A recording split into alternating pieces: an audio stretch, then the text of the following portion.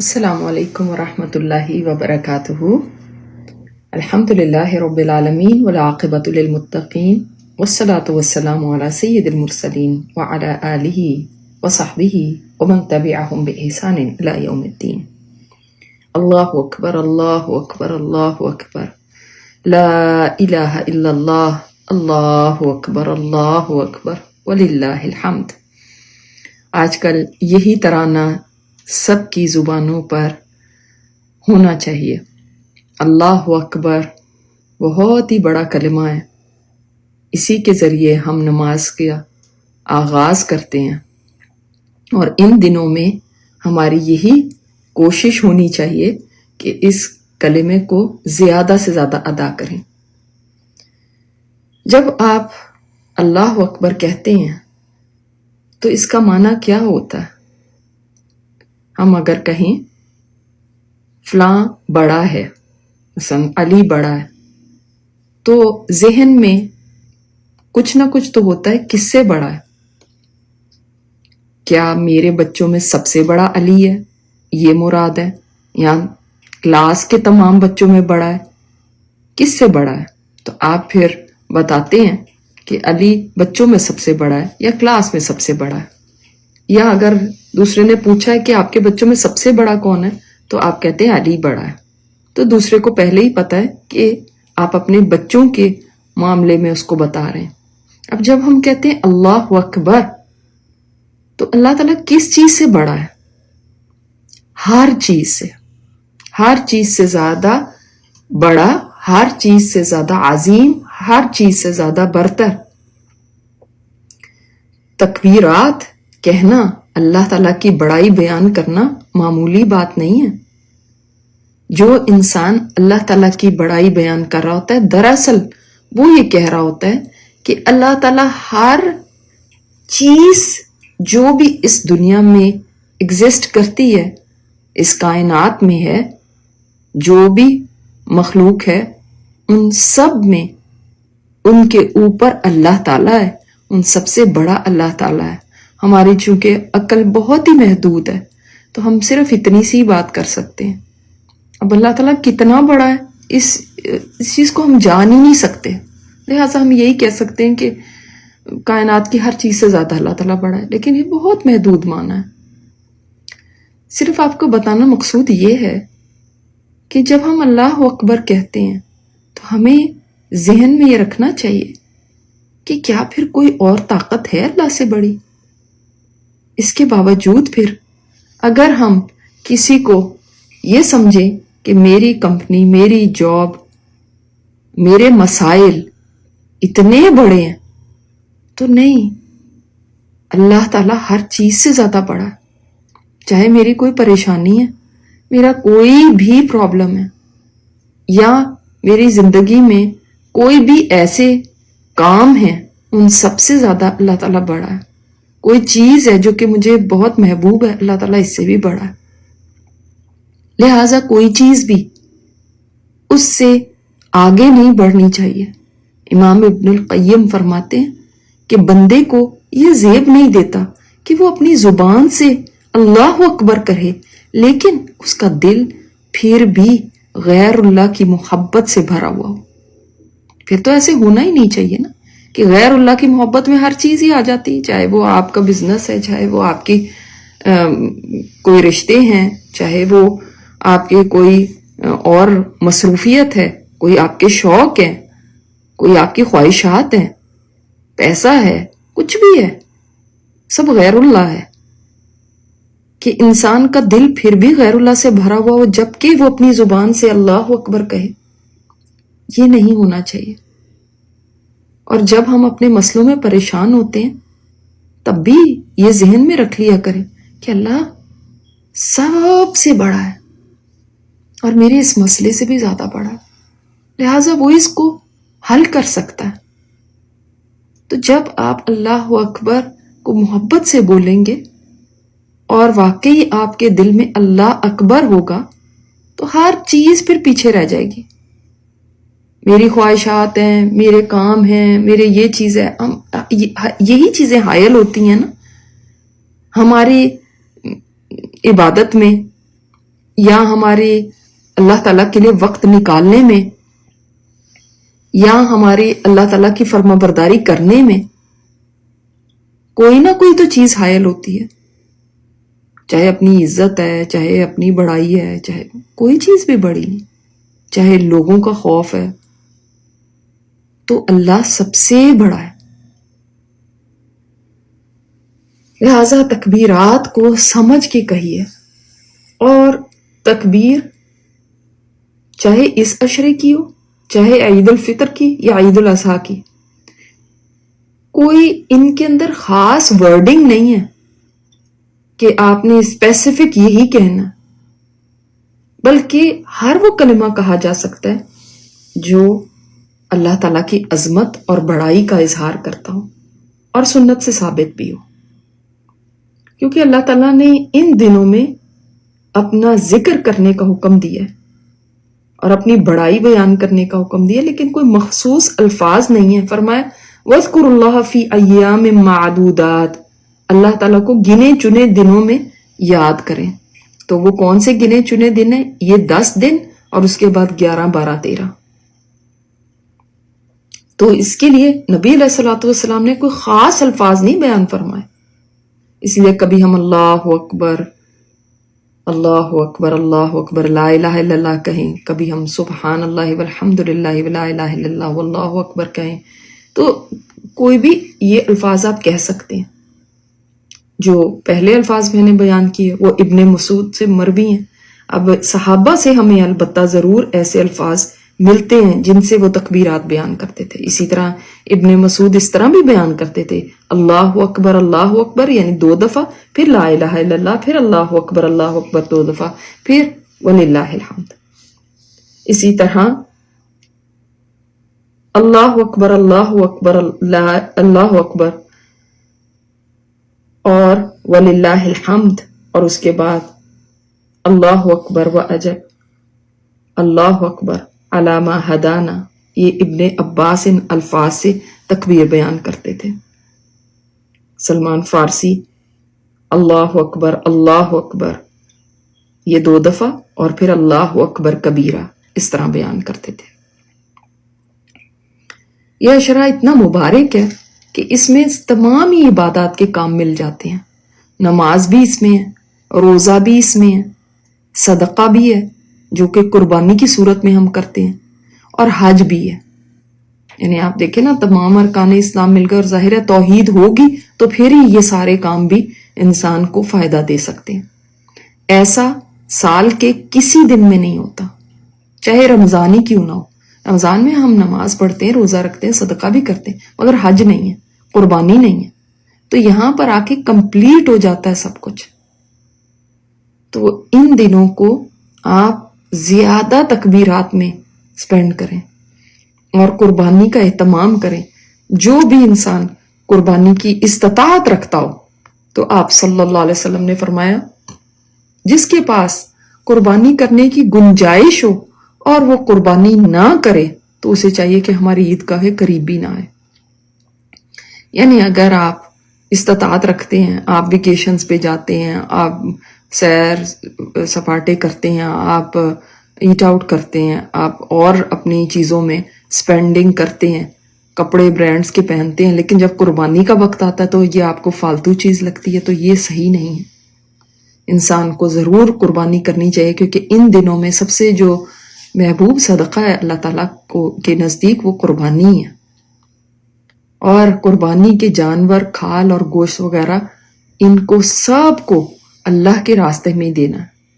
آپ قربانی کی کھال کو بیچ نہیں سکتے، آپ اس کے گوشت کو بیچ نہیں سکتے، اسی طرح آپ اس میں سے کسائی کو اجرت نہیں دے سکتے۔ تو لہٰذا قربانی ساری کی ساری اللہ ہی کے لیے ہوتی ہے۔ ان دنوں میں آپ اپنے بال اور ناخن نہیں کاٹتے، اور نہ ہی پورے جسم سے بال نہیں کاٹ سکتے، اور نہ ہی آپ سکن کو کاٹ سکتے ہیں۔ خاص طور پہ خواتین جو ہیں وہ ویکسنگ، تھریڈنگ، یہ وہ اس طرح کی چیزیں عید سے پہلے کراتی ہیں، تو وہ یہ اس بات کو سمجھ لیں کہ تھوڑا سا صبر کریں ان دنوں میں، اور اس چیز سے پرہیز کریں تاکہ یہ سنت بھی زندہ ہو. بہت سے لوگ سمجھتے ہیں یہ صرف احرام میں جو ہوگا حاجی اس کے لیے، تو ایسا نہیں ہے.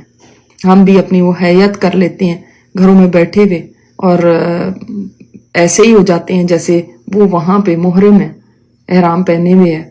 تو ہم بھی اسی طرح کا ایک اپنا حالیہ بنا لیتے ہیں کہ اللہ تعالیٰ ہمیں بھی کوئی اجر دے دے. تو آپ صلی اللہ علیہ وسلم نے اس کی تاکید فرمائی ہے کہ جو قربانی کرنے والا ہے تو وہ یہ نہ کریں. اسی طرح اگر کسی کے شوہر یا والد صاحب قربانی کر رہے ہیں اور سارے گھر والوں کی طرف سے کر رہے ہیں تو اب گھر والوں کو بھی یہی فالو کرنا ہے.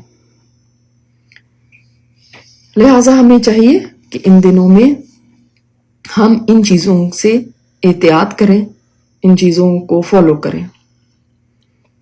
اب میں آج آپ کو یہ بھی بتانا چاہتی ہوں کہ وہ اوقات جن میں آسمانوں کے دروازے کھول دیے جاتے ہیں، اور آپ جب آسمانوں کے دروازے کھول دیے جائیں تو اس کا مطلب ہے کہ وہ وقت بھی اللہ تعالیٰ کی رحمتوں کا ہوتا ہے تاکہ ہم اس وقت کو بھی فائدے میں لا سکیں. تو پہلا وقت جو ہے وہ ظہر سے پہلے کا ہے. آپ صلی اللہ علیہ وسلم نے فرمایا سورج کے ڈھلنے تک آسمان کے دروازے کھول دیے جاتے ہیں اور ظہر کی نماز کے بعد بند ہوتے ہیں.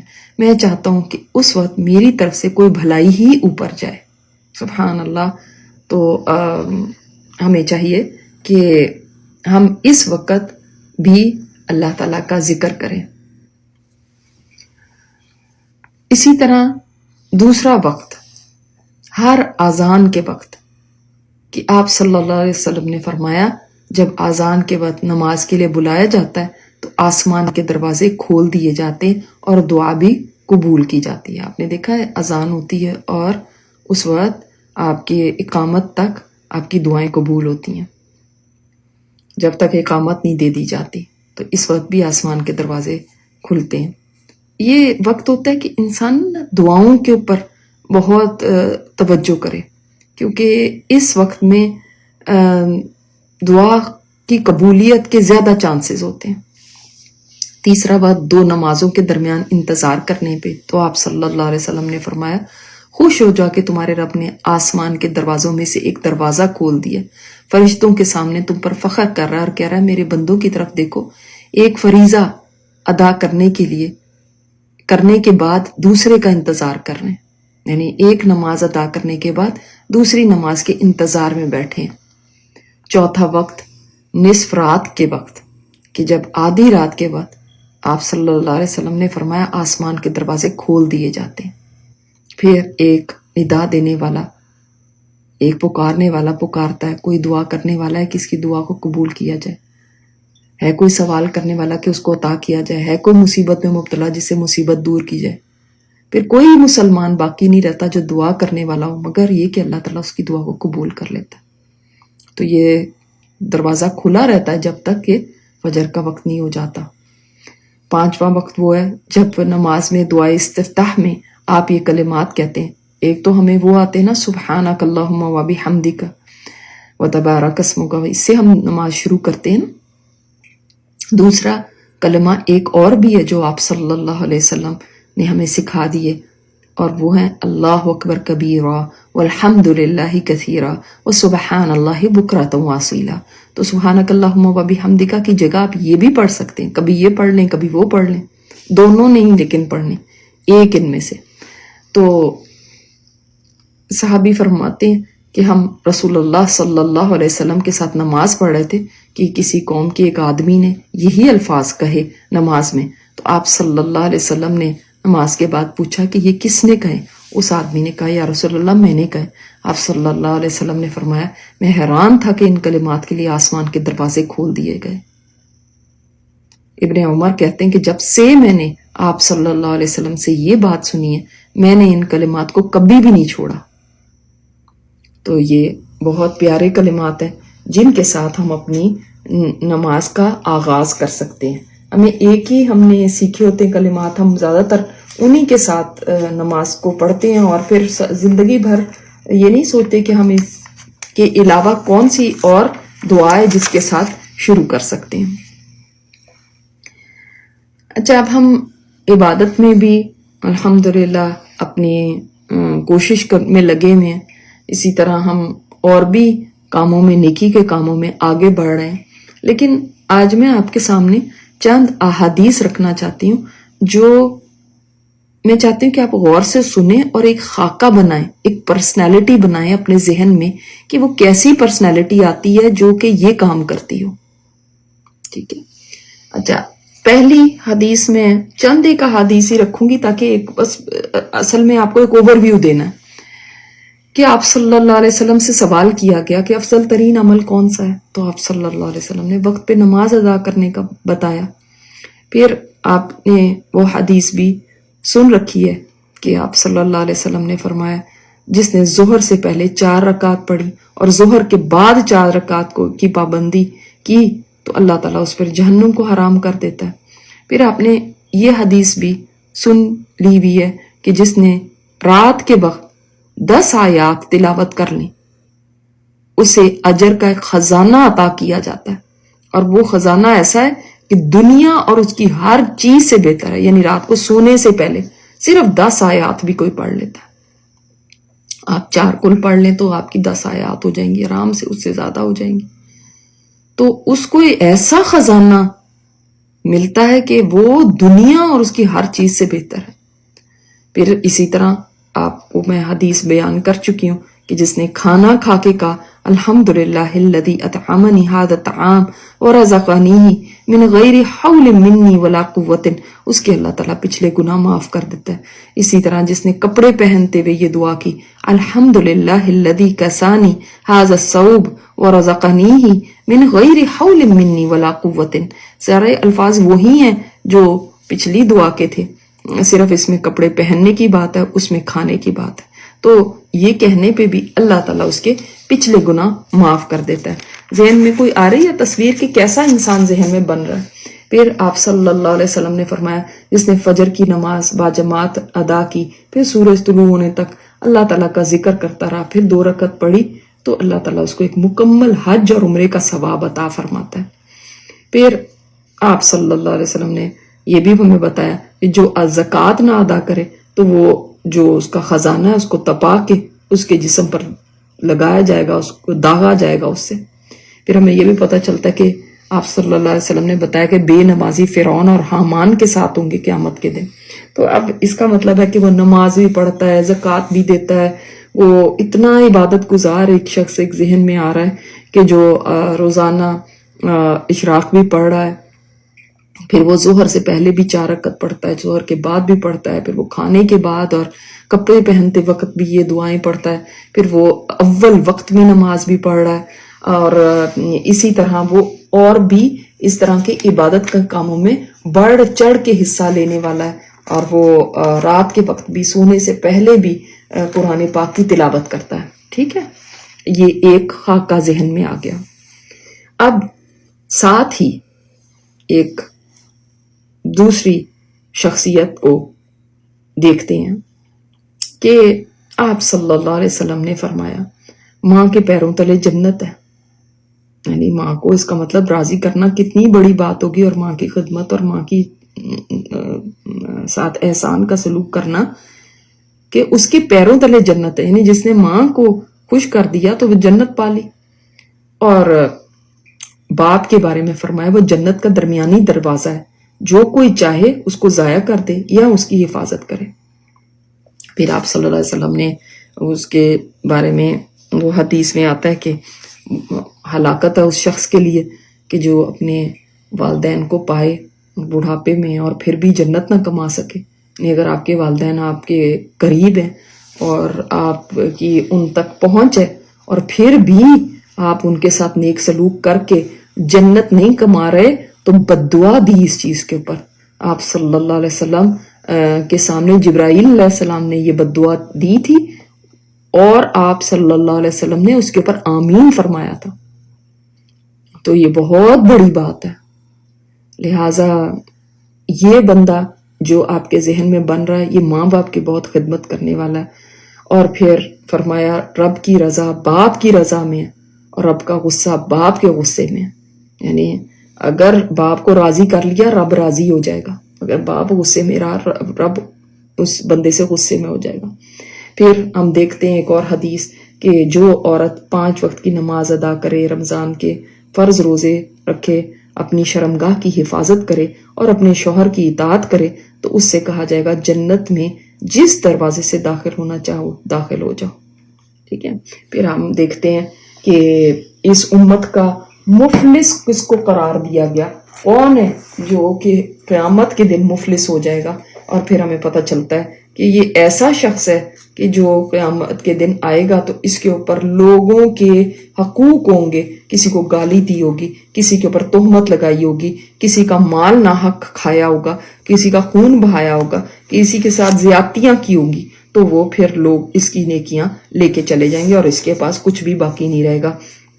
پھر ہم دیکھتے ہیں کہ قطع رحمی کرنا جنت میں کرنے والا جنت میں داخل نہیں ہو سکتا. یہ بتا دیا گیا کہ رشتوں کو کاٹنے والا، تو یہ بندہ رشتے بھی نہیں کاٹتا، لوگوں کے بھی حقوق دے رہا ہے. اور اسی طرح جب ہمیں پتہ چلتا ہے کہ حدیث کے جو شخص اپنے بھائی پر اس کی عزت یا کسی اور معاملے میں کوئی ظلم کر لے تو اسے چاہیے کہ اس دن سے پہلے اس سے معافی مانگ لے جس دن درہم اور دینار کام نہیں آئیں گے. ہاں مگر اگر وہ دن آ گیا اور اس نے ظلم پہ ہی موت اس کو آئی اور اس نے کوئی اس سے نہ معافی مانگی نہ اپنا معاملہ درست کیا تو اس دن پھر کیا ہوگا، اس کو اپنی نیکیاں اس شخص کو دینی پڑیں گی قیامت کے دن. تو اب ذہن میں کیا خاکہ آیا کہ ایک بندہ ہے، ایک پرسنالٹی ایسی بنتی ہے جو کہ لوگوں کے ساتھ بہت اچھا ہے، رشتوں میں بہت اچھا ہے، اور اگر یہ جو دونوں طرح کی میں نے آپ کے سامنے چیزیں رکھی ہیں وہ ایک شخص میں ہی آ جائیں تو وہ کیسا ہے. ٹھیک ہے. یعنی مختصراً یہ کہ حقوق اللہ بھی بات ادا کر رہا ہے اور حقوق العباد بھی، تو یہ پھر ایک کمپلیٹ شخصیت بن جاتی، آل راؤنڈر. اس سے پتا چلا کہ یہ ساری چیزیں ضروری ہیں نا، کیونکہ ایک طرف میں آپ کو یہ بتا رہی ہوں کہ دیکھیں وہ جنت میں نہیں جا سکتا یا فلان جنت میں جا سکتا ہے، تو اس کا مطلب ہے کہ ایک بندہ ایسا ہے کہ جس نے ان چیزوں کا بھی خیال رکھا اور دوسری طرف ان چیزوں کا بھی خیال رکھا کہ جو عبادت کے زمرے میں ہیں، جن میں انسان کو بہت اجر و ثواب ملنے والا ہے، جو اگر نہ کی تو سزا بڑی سخت ہے. وہ ایسی پرسنالٹی ہے کہ ہر طرف سے اس نے اپنے آپ کو ایسا بنایا کہ جیسا اللہ تعالیٰ چاہتا ہے. یعنی اگر ایک لفظ میں اس پرسنالٹی کو بیان کیا جائے تو آل راؤنڈر پرسنالٹی. ٹھیک ہے. اب میں آپ کو بتانا یہ چاہ رہی ہوں کہ ہوتا ہمارے ساتھ کیا ہے. ہم اگر ایک طرف جھکتے ہیں تو دوسری طرف کو اگنور کر دیتے ہیں. یعنی اگر ہم حقوق اللہ ادا کرنے میں لگتے ہیں اور یہ ثواب کے سارے کام کر رہے ہیں تو دوسری طرف ہم اگنور کر دیتے ہیں بالکل کہ حقوق العباد بھی کوئی چیز ہے اور ان لوگوں کا بھی ہمارے اوپر کوئی حق ہے، ان کے کوئی رائٹس ہیں، ان کے ساتھ بھی بھلائی کرنا ہمیں جنت کے اندر لے جانے والی چیز ہے. اور ہم یہ بھول جاتے ہیں کہ ان کے ساتھ زیادتی، ان کے ساتھ کٹ آف کرنا ہمیں جنت سے محروم کر سکتا ہے. دوسری طرف ایسا بھی ہوتا ہے کہ بعض دفعہ ہم انسانیت کی خدمت کے کام میں جب ایسا لگ جاتے ہیں کہ کبھی ادھر بھاگ رہے ہیں ادھر لوگوں کے ظاہر ہے خدمت کرنے میں، کہیں بیماروں کی کر رہے ہیں، کہیں یتیموں کی کر رہے ہیں، کہیں اور لاچار لوگوں کے لیے بھاگ دوڑ کر رہے ہیں، تو ہمیں بس یہ لگتا ہے کہ یہی کافی ہے. اور اب ہمیں نہ تو کسی نماز روزے ذکر اذکار کی ضرورت ہے، نہ کوئی حج عمرہ ہمارے لیے کوئی بڑی چیز رہ گیا. بس یہی جو ہم کر رہے ہیں یہی ہماری عبادت ہے، یہی کافی ہے اور اسی سے ہم نے جنت میں پہنچ جانا. اور اصل تو ہے ہی حقوق العباد. اللہ تعالیٰ نے اپنے حقوق تو معاف کر ہی دینے، حقوق العباد اللہ تعالیٰ نے معاف نہیں کرنے. لہٰذا نماز پڑھوں نہ پڑھوں، قرآن پڑھوں نہ پڑھوں، کوئی اور نیکی کی عبادت کے کوئی اور کام کروں نہ کروں، بس خدمت خلق ہی کرتی رہوں. یہی کافی ہے میرے لیے. تو ایسا نہیں ہے. یا میں اگر کلاسز لے رہی ہوں یا میں اگر کچھ یاد کر رہی ہوں, کچھ حفظ کر رہی ہوں, تو اب میرے لیے یہ کافی ہو گیا. ایک یہ بھی دیکھیں پرسپیکٹو ہے نا. ارد گرد کے لوگ جو بھی میری توجہ کے مستحق ہیں ان کو میں نے بالکل ہی چھوڑ دیا, ایک رہبانیت والی زندگی گزار رہی. تو زندگی میں دیکھیں یہ بیلنس بہت ضروری ہے کہ ہم نے آل راؤنڈر بننا ہے. ٹھیک ہے, آپ سارے ہی کام آسان طریقے سے شاید اس طرح سے نہ کر سکے, ہو سکتا ہے آپ سے ہر کام میں بیسٹ لیول اٹین نہ ہو سکے, لیکن ہم یہ نہیں کر سکتے کہ ہم اگنور کر دیں ایک چیز کو اور دوسری کو ہی اہمیت دیں. جو حقوق العباد ادا کر رہے ہیں وہ اسی طرف جھکے ہوئے ہیں اور ان کو کوئی پرواہ نہیں ہے کہ اللہ کا حق سب سے بڑا ہے, اور جو حقوق اللہ ادا کرنے کی کوشش میں لگے ہوئے ہیں وہ کبھی کسی سے روڈ ہو رہے ہیں, کبھی کسی سے بدتمیزیاں کر رہے ہیں, لوگوں کو تانے دے رہے ہیں, ان کو حقیر سمجھ رہے ہیں, اور وہ سوچتے ہیں کہ بس ہم اتنے ہی نیک بن گئے نا, ہم عبادت میں جو اتنے آگے ہیں, ہم سے زیادہ تو کوئی نیک ہی نہیں. اب اس لیے اب لوگوں کو ہم کچھ بھی کہتے رہیں اس سے کوئی فرق نہیں پڑتا. لیکن نا اب درست رویہ اس میں کیا ہے؟ بیلنس کا. یہی ہمیں ضروری ہے اس زندگی میں کہ ہم ہر اینڈ کو کور کریں اور کسی ایک طرف نہ جھکیں, کیونکہ جب بھی ہم ایسا کریں گے ہماری ایک طرف بالکل اگنور ہو جائے گی اور ہم خسارہ اٹھانے والے ہو سکتے ہیں. اور آج کی اس کلاس کے بعد ہمیں ضروری ہے کہ ہم غور و فکر کریں اپنی پرسنالٹیز پہ کہ ہم کہیں کسی ایک طرف تو نہیں جھکے ہوئے, کہیں ایسا تو نہیں ہم نے صرف ایک چیز کو پکڑ لیا اور باقی سب کچھ اگنور کیا ہوا اور سمجھ رہے ہیں کہ ہماری نجات کے لیے بس یہی کافی ہے, بس صرف اسی میں نجات ہے, اسی میں سارا ثواب ہے, باقی ساری چیزیں جو ہیں وہ فالتو کی ہیں. کہیں ہم دھوکے میں تو نہیں ہیں؟ اگر ایسا ہے تو اس سے باہر نکلیں, اپنا سیلف انالیسس کریں اور دیکھیں کہ کہاں کہاں میری کمی ہو رہی ہے. آپ اگر سبھی چیزوں کو کرنے کی کوشش کریں گے, چاہے بہت ایکسلنس کی لیول پہ کہیں نہ بھی پہنچے, لیکن کم از کم یہ اللہ تعالیٰ سے ہم دعا کریں گے کہ یا اللہ ہماری کمیوں کو دور فرما دے. یا اللہ ہم اپنی طرف سے کوشش کر رہے ہیں, لیکن سب چیز ایک طرف ہی کرتے رہنا اور دوسری طرف کو اگنور کر دینا, یہ کسی طرح بھی ہمیں وہاں کامیابی کی سیڑھیوں تک نہیں پہنچا سکتا, منزل تک نہیں پہنچا سکتا. یہ کسی طرح بھی ہمیں وہاں پہ نجات نہیں دلا سکتا. اسی لیے میں نے آپ کے سامنے یہ حدیث رکھی کہ آپ کو اس کی سپیرٹی کا پتہ چلے. ایک طرف یہ بتایا گیا کہ یہ چیزیں نہیں کرو گے تو پھر دیکھ لو کہ وہاں پہ مفلس ہو جاؤ گے, کیونکہ یہ لوگ بھی تمہاری نیکیاں, تمہارے حج, تمہارے عمرے, تمہاری نمازیں لے کے چلے جائیں گے. انسانوں کی حقوق ہے نا جو اس شخص نے مارے تھے. دوسری طرف فرعون اور حامان کے ساتھ ہونا اگر نماز چھوڑ دی. دوسری طرف یہ سمجھنا کہ بس ٹھیک ہے اب لوگوں کے حقوق بس یہ کافی ہیں, تو یہ بھی ایسی چیز ہے کہ جس کے اوپر ہم ایک پہ تکیہ نہیں کر سکتے. ہم قرآن پاک میں بار بار پڑھتے ہیں جس نے اللہ کی حدوں کو توڑا اس کے لیے یہ ہے. ہم وراثت کے حقوق میں ڈنڈی مار رہے ہیں یا ہم اور کوئی اللہ تعالیٰ کے احکامات کو توڑ رہے ہیں اور ان کو معمولی سمجھتے ہیں. تو کہیں پہ بھی آپ نے معمولی نہیں سمجھنا, یہ دونوں ہی چیزوں کو لے کر ساتھ چلنا ہے. تب ہم ایک کمپلیٹ پرسنالٹی بنیں گے جو کہ اللہ تعالیٰ کے سامنے پیش ہو یہ ساری چیزیں لے کے, تو کہیں کمی نہ ہو, کہیں ہم سے کسی کے ساتھ زیادتی نہ ہو گئی. اور اللہ تعالیٰ کا حق سب سے ہی بڑا ہے. کیسے ہم کہہ سکتے ہیں کہ حقوق العباد تو ضروری ہیں, حقوق اللہ میں کوئی بات نہیں ہے, وہ تو اللہ نے معاف کر ہی دینا. یہ خود ہی آپ نے سوچ لیا کس کا حق سب سے بڑا ہے, بندوں کا یا اللہ کا؟ تو اس کو بھی ذہن سے نکال دیں کہ اللہ تعالیٰ کا حق دے نہ دیں, نماز پڑھے نہ پڑھے, روزے رکھے نہ رکھے, کوئی بھی اور اللہ تعالیٰ کا حکم مانے نہ مانے, بس ایک خدمت خلق کیے جائیں. تو یہ آپ ادھوری پرسنالٹی ہیں. پھر لہٰذا ان چیزوں کو سامنے رکھنا چاہیے کہ ہمیں آل راؤنڈر بننا ہے, اور اسی میں ہماری نجات ہو سکتی ہے. تو آج اپنے اوپر غور کرنے کا دن بنائیں کہ ہم اپنے دیکھیں کہ کہاں کہاں کمیاں رہ رہی ہیں اور ان چیزوں کو پورا کرنے کی کوشش کریں. اور اس میں بھی فرائض سب سے اوپر ہیں اور اس کے بعد نوافل ہیں. یہ نہ ہو کہ شیطان ہم سے نوافل ادا کرا لے، نفلوں کے اوپر ہمیں اتنی زیادہ بڑی بنا کے دکھائے کہ فرائض ہمارے پیچھے رہ جائیں. تو اگر فرائض ہر طرف ادا ہو گئے تب بھی نجات ہو سکتی ہے.